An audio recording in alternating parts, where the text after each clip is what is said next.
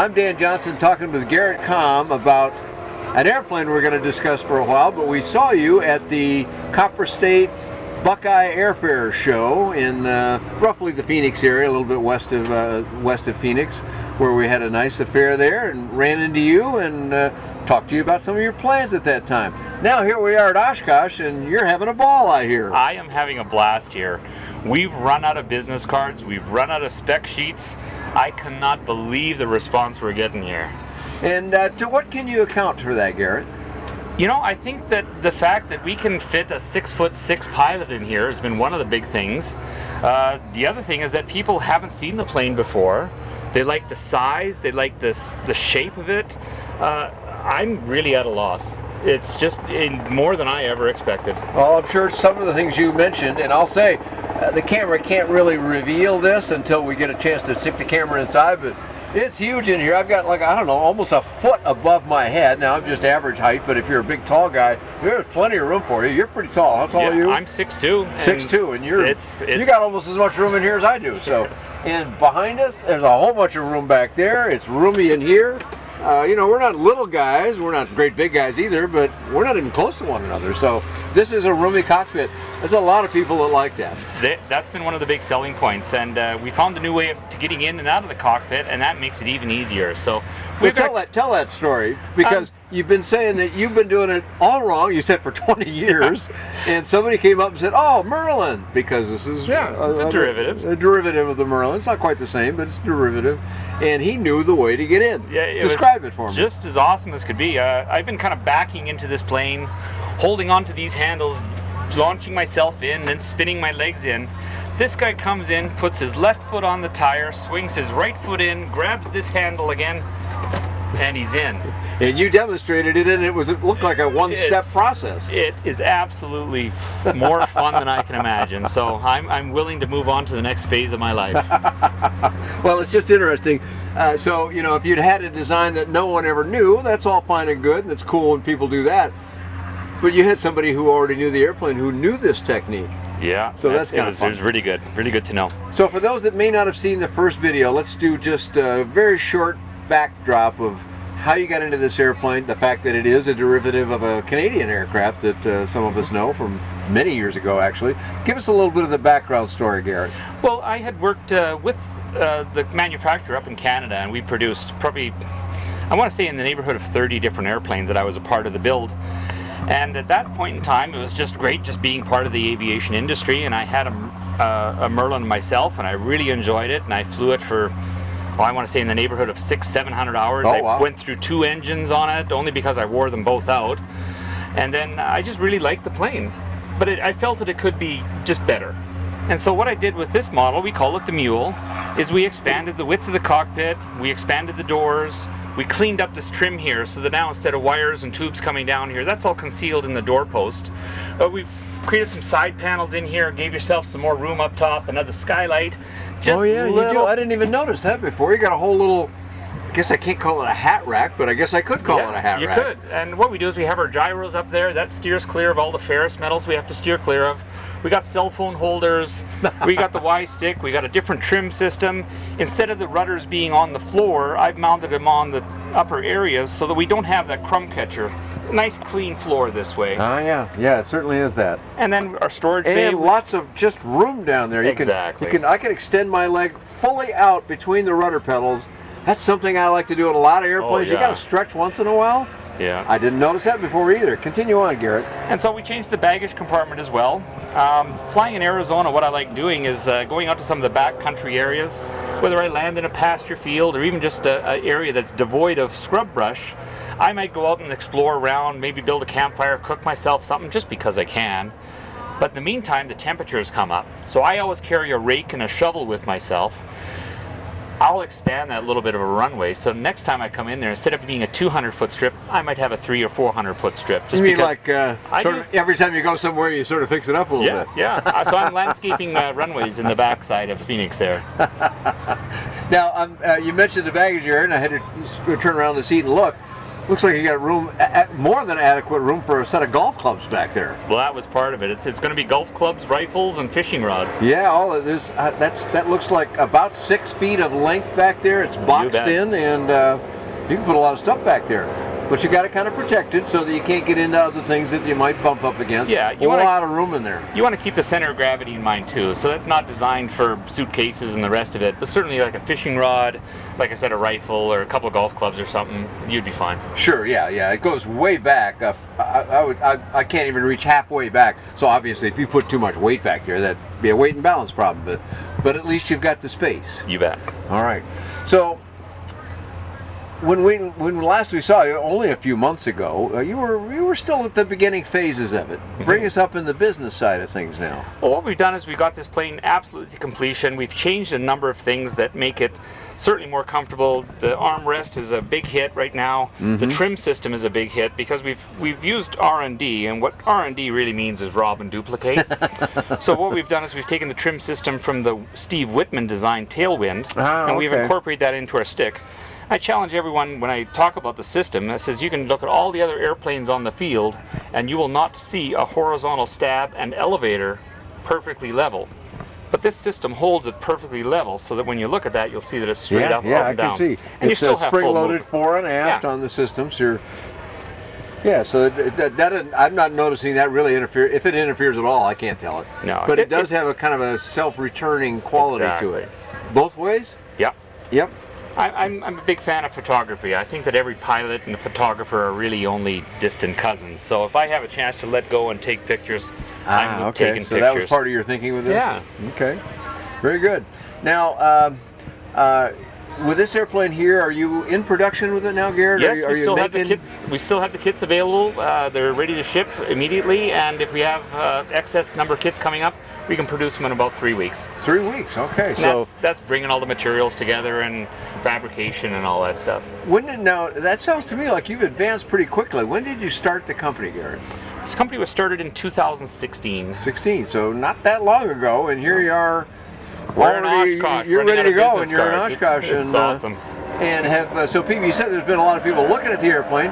Think you're going to get some buyers out of that? You know, the market really says that when you have an exposure such as this, it takes anywhere from 2 to 3 months for them to be absolutely certain about their purchase. Sure. So with the number of smiles that I've seen here, the number of people sitting in this plane and just settling in, I'm pretty confident we're going to get something out of this. Good deal. Let's talk a little bit about the building effort for someone who says, yep, I'm one of those people you just mentioned. Here's the deposit check. We hope that'll happen multiple times. But then what's that individual up against to get the airplane ready to go? The big picture is really it's 400 hours worth of work. 400, that's not a lot. We're constantly talking to our customers and saying, you know, we need a schedule. If you think, yeah, I'll work it on the weekend and stuff, you know, it's not going to happen in that 400 hours. We need something consistent so that as you complete a task, 45 minutes at a time, an hour at a time, consistently, 3 days a week, 4 days a week, you make that commitment, then and only then does it complete on time. So we're asking a lot of our customers that they commit to it, but in the same sense, I can't help but think that that's going to produce a better product in the long run as well. Sure, that makes sense, you know, and I liken it to a student learning how to fly. If they can only afford to take a lesson once a month or something like that, well, you know, you do what you can. I understand budgets command your decisions perhaps, but you're gonna forget half of what you learned in the last lesson. You're gonna have to relearn that, and so you're really only getting a half hour or maybe less with each new lesson. And you're saying kind of the same thing about building. Exactly. That's the exact same way it works. I imagine that's partly motivation, partly skill development, partly remembering where you were, and it's a commitment. And all those kinds of things roll together. We're asking them to form a commitment with our company and to help us grow, because the more people we have building these airplanes, the more people we have showing how their progress is coming along, that's going to inspire the next guy to think, I can do that. And that's our whole point of this, is that we've said, as I think I told you last February, is that we want planes that are easy to buy, easy to build, and easy to fly. That's a nice mantra. Says, you know, Garrett, I'm not really very comfortable about building this. I'm afraid I'll make mistakes. What can you offer that person? You know, that comment has come up a couple of times, and a quick story is that people come up to me and say, oh, yeah, I don't think I'd want to fly a plane that I built. So what we do is we have a couple options for them. We have constant support, and that you can call us up at any point in time and say, oh, what do you mean here with your directions? What we want to do is we want to encourage them to get onto FaceTime or Skype. Show me exactly what you're dealing with, and I'll have a clear picture of what you're talking about. I will then take my end of the thing, show you what we do in the factory, and that should clear up the communication issues that make it more easy to fix the potential problem. You know, I hadn't really even thought about, you know, technology is affecting so much of our lives in ways so much that we don't even notice it anymore. But I hadn't actually thought about tech support being, you know, now if you call up a computer company, they'll take over your screen for a while and show you stuff. So that's the way they've dealt with it. But for a home builder, yeah, to use your smartphone or, you know, FaceTime or Skype or one of those things where you can actually see, that's a great idea. It was one of the things that made us really focus that, you know, the difference between a great company and an average company is one that makes the customer feel like they're really, really important. I agree with that sentiment. Former employer of mine, we had been fortunate enough to win customer service awards repeat year after year. So a total of 7 years, I think, for the 10 years I was there. Wow. And it's plain and simple. It's basic math. If you don't take care of your customers after the purchase, they'll change their mind in a heartbeat. So it's been a mantra, a focus of mine that we've really got to take care of our customers once you make the purchase, make them feel that they're a viable part of our business and a viable part of what their product will end up being. And if somebody said, "Well, I need constant help here," even calling you up and using the tech like we just talked about, if they're willing to come out and see you, then what? If they come out to my shop, we'll show them as much as we possibly can in the short time that we have to do it. That just gives them the quick education as to what they will be doing. And it's not that we have multiple skills that they have to learn. The University of YouTube is a wonderful opportunity. You can find just about anything on there. There'll be multiple facets of it, and we're here to clarify which one you should follow. Okay. Sure, it's there's maybe a number of new skills that one has to acquire to build an airplane, but after that it's a lot of repeating that skill, isn't it? And probably getting better at it with successive efforts. So if somebody says, okay, look, I'm still one of those nervous builders, I hear all of what you're saying, can I just start with a piece of it and see if I'm really up to it? That's a very common request. We have those clients who simply want to say, can I just start with a fuselage? Absolutely. If you just want to start with a fuselage and that's where you leave it, fantastic. If you want to start with the wing, fantastic. You can build a wing in 12 hours, you can build a wing in 20 hours if you really want to. Is that right? That quick? Oh, absolutely. Oh, that's pretty fast. This is just a series. We have a number of, we have 8 ribs that we ask you to build. The D-cell comes complete with all the fittings and attach points. Oh, okay. You just have to add the bracket. Pre-built, you mean? Yes. Oh, okay. You simply have to create the bracket to support the rib and to go onto the trailing edge. All those parts are supplied by Gair-Planes. We want to give them the basic components of the aircraft. The difficult components are always taken care of by the factory. We were trained, we're professional, we have the people who do this consistently. We're going to give you a nice quality structure, we're going to give you a nice quality component. You just have to fill in the bones of it, or the guts of it, if you will. So I'm imagining, I'm looking up here at some welded structure, the pieces that you were talking about hanging on to get in the aircraft. The welding, you're doing the welding? Yes. The home builder doesn't have to mess with any welding? No, we send them a complete welded structure. Okay, that's a little bit of an art form to do welding well. Yeah, so that includes the fuselage, it includes the landing gear, it includes the tail feathers, and all the struts that go along with those components are all included with the product. Great. As well as all your flight controls. That's completely done for you by us as well. Excellent.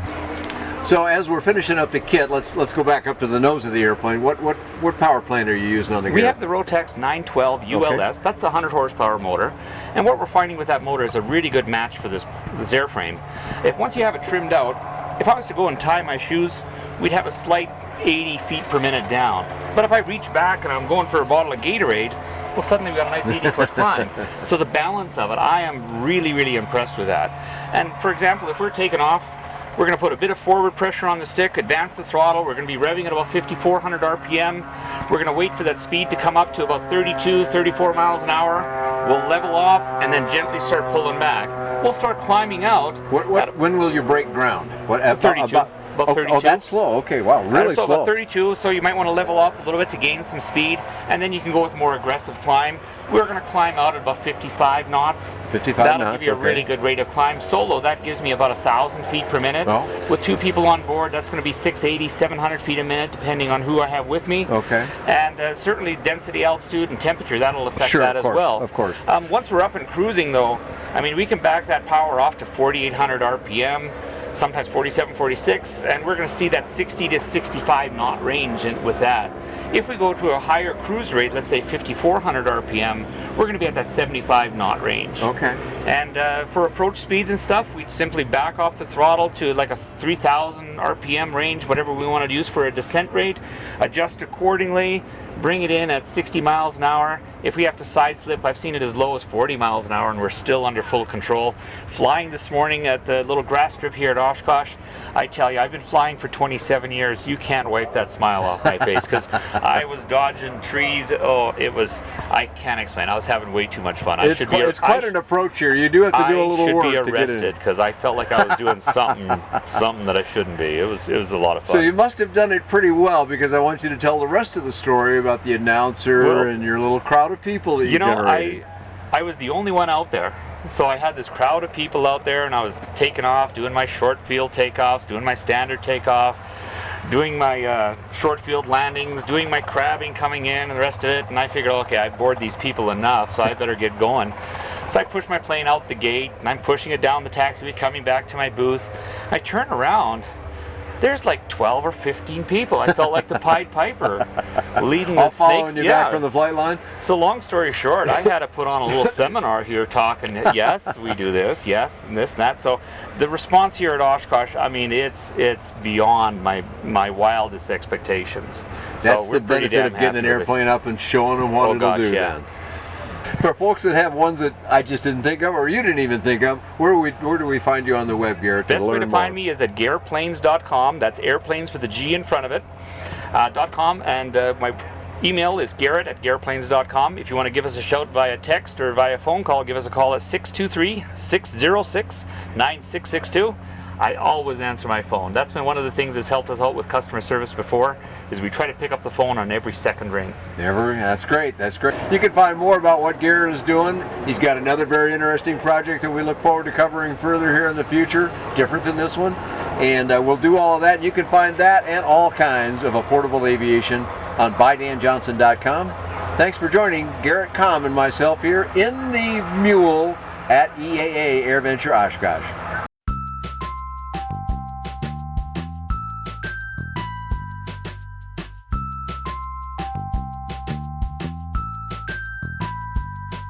The Copperstate Fly-In has been bringing aviation enthusiasts in the southwest U.S. together since 1973. This year we are again thrilled to be hosting the Copperstate Fly-In at the Buckeye Municipal Airport, KBXK, in conjunction with the Buckeye Air Fair. The dates for the fly-in are February 6 to 9, 2020. We anticipate that the 2020 Copperstate Fly-In will break all of our previous attendance records. Admission and parking to the 2020 Copperstate Fly-In and Buckeye Airfair are free, including the 2-hour air shows on Saturday and Sunday. So make sure to join us for a weekend of free fun for the entire family. See light sport aircraft, experimental aircraft, ultralights, vintage and military aircraft, as well as action-packed demonstrations.